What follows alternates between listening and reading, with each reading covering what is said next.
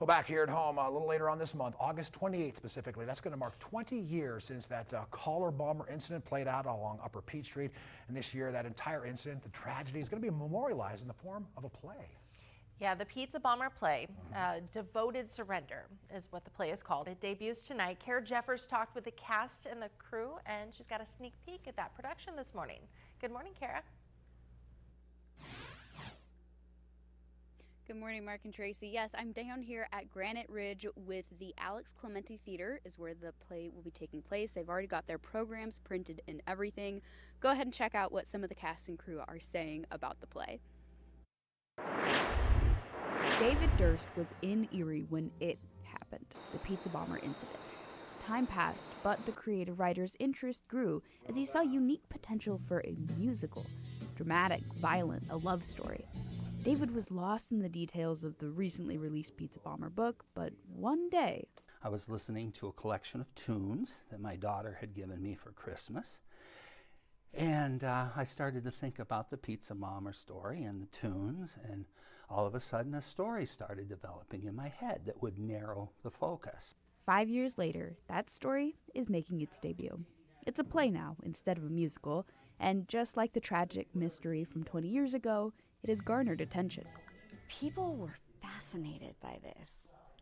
The general public was fascinated, but I think even the investigators were completely dumbfounded for such a long time because nothing made any sense. And given Marjorie's psychological disorders, it now makes sense that nothing made sense. Diane Hardner, playing the older Marjorie Giel Armstrong, said it's been a process to learn how to present the character. As for criticism of the play, I know some people think it's, why are you doing a story that is such a horrible thing? People died. But you look back at other movies, other historical movies. I mean, it's part of history now, and unfortunately, it's a part of Erie history.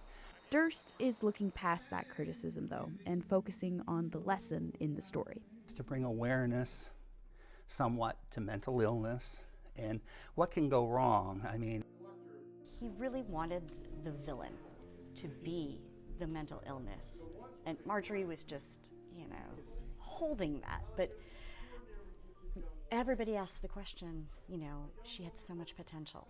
What could have been? So you gotta wonder.